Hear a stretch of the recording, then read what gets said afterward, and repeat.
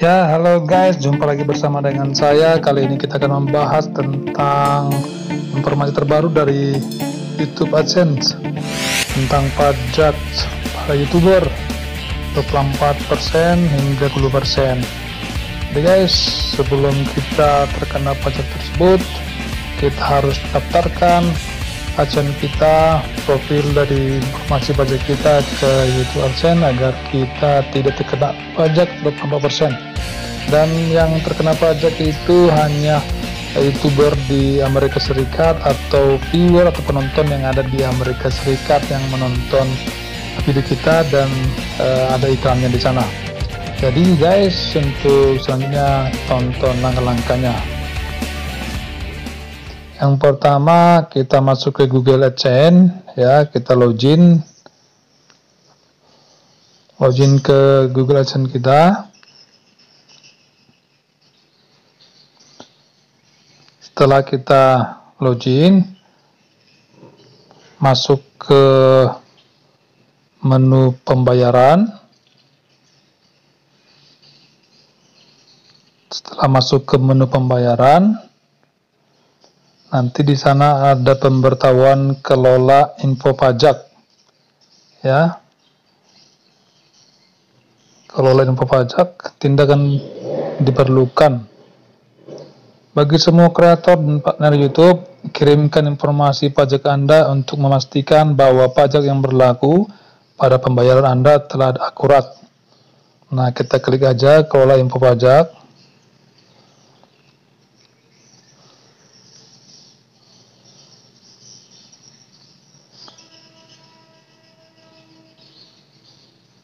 Ups.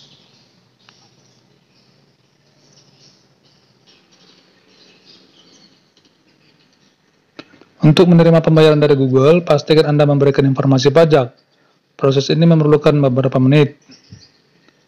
Oke, kita klik tambahkan info pajak.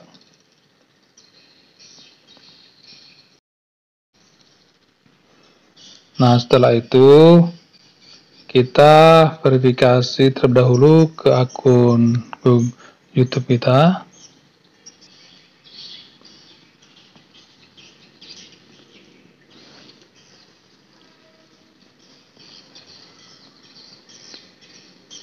Nah, setelah itu terdapat kalimat info pajak Amerika Serikat.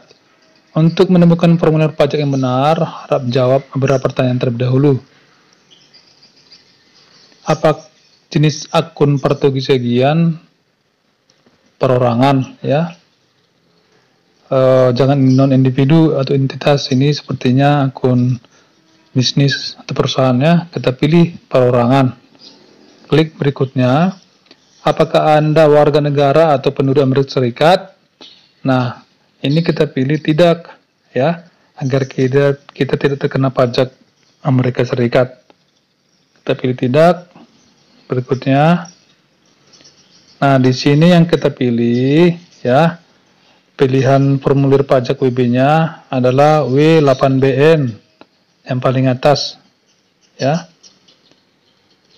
W8BN ini adalah formulir yang paling sering digunakan oleh individu non-AS dan juga akan digunakan untuk mengklaim manfaat perjanjian pajak. Sementara W8EC ini adalah formulir yang paling sering digunakan untuk entitas bisnis atau individu non-AS yang memperoleh penghasilan terkait perdagangan ataupun bisnis AS yang mengajukan laporan pajak penghasilan AS.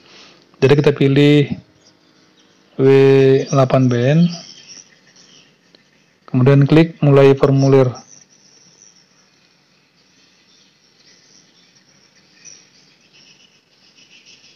Nah, setelah itu nanti akan muncul formulir identitas pajak kita, ya.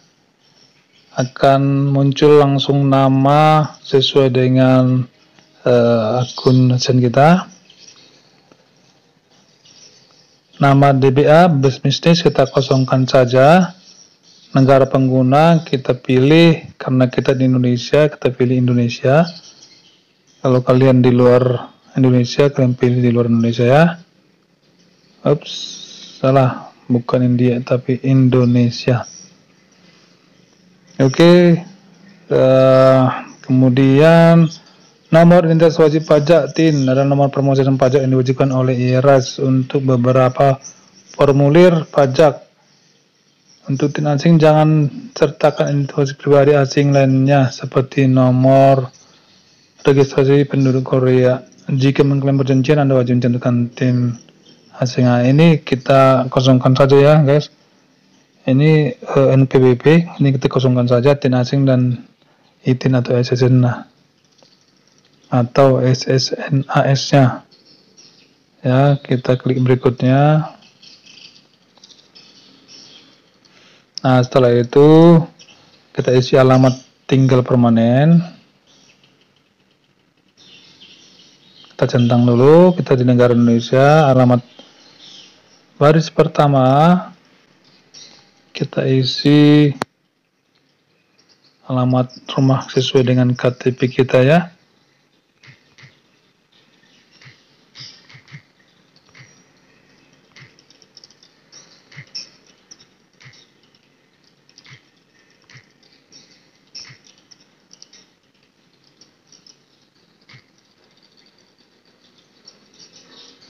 Kotanya kita isi, kode posnya nanti otomatis ya. Provinsi saya di Provinsi Sumatera Utara. Centang alamat surat sama dengan alamat tempat tinggal tetap. Oke, kita lanjut. Klik berikutnya. Perjanjian pajak. Apakah Anda mengklaim tarif pemotongan atau pungutan pajak yang lebih rendah berdasarkan perjanjian pajak? Ya, ini kita klik saja tidak ya.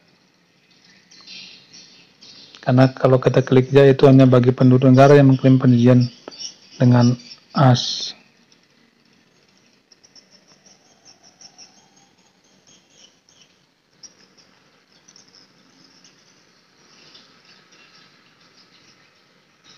Oke, setelah itu kita klik berikutnya.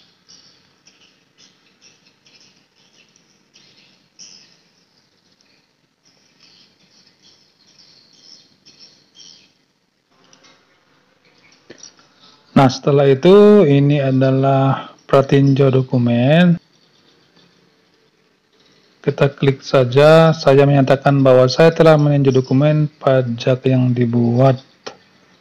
Klik, centang, kemudian klik berikutnya. Sertifikasi dengan menyadari ancaman hukuman atas kesaksian palsu dan seterusnya, ya. Adalah pemilik manfaat dan seterusnya, orang disebutkan di bagian identitas pajak dan seterusnya, pendapatan terkait dengan formulir ini dan seterusnya, orang disebutkan di bagian identitas pajak dan seterusnya, untuk transaksi broker dan pertukaran barter dan seterusnya.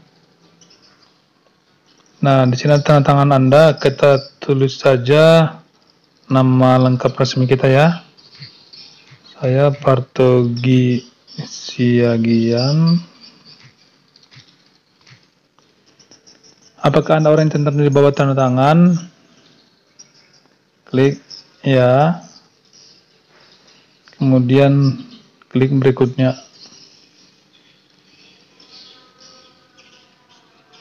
Nah, ini setelah itu poin 6, aktivitas dan layanan yang dijalankan di Amerika Serikat dan affidavit. Aktivitas dan layanan yang dijalankan di AS. Pernahkah individu atau entitas yang disebutkan di bagian identitas pajak melakukan aktivitas dan layanan apapun?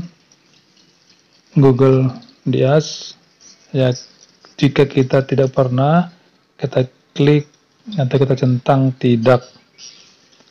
Nah, di sini saya menyatakan bahwa layanan yang diberikan kepada Google atau afiliasinya akan dijalankan sepenuhnya di luar AS dan bahwa tenaga kerja tak modal apapun dan seterusnya. Ini kita centang saja ya. Kita centang saja. Pernyataan tertulis perubahan status. Apakah Anda memberikan info pajak untuk profil pembayaran yang baru atau yang sudah ada sebelumnya, atau belum menerima pembayaran, atau profil pembayaran yang sudah ada dan sebelumnya menerima pembayaran? Ya, di sini ada pilihan. Saya memberikan info pajak untuk profil pembayaran baru atau yang sudah ada yang belum menerima pembayaran. Pilihan kedua, saya memberikan info pajak untuk profil pembayaran yang sudah ada yang sebelumnya menerima pembayaran. Karena saya sudah pernah menerima pembayaran dari YouTube, maka saya klik yang kedua, lalu klik kirim. Kita akan tunggu dan maka akan datang hasil verifikasinya yang mengatakan bahwasanya formulir BBN disetujui. Kita juga akan menerima email notifikasi. Kita buka email kita, Google Payment. Your tax information has been approved. Ya, di sini kita diinformasikan bahwasanya tax informasi kita telah disetujui. Oke guys, terima kasih telah menonton video ini. Semoga bermanfaat bagi kawan-kawan yang belum mengetahui cara mengisi formulir informasi pajak Amerika Serikat. Oke guys, yang belum subscribe, mohon bantu dukungan, like, komen, dan subscribe-nya. Thank you guys.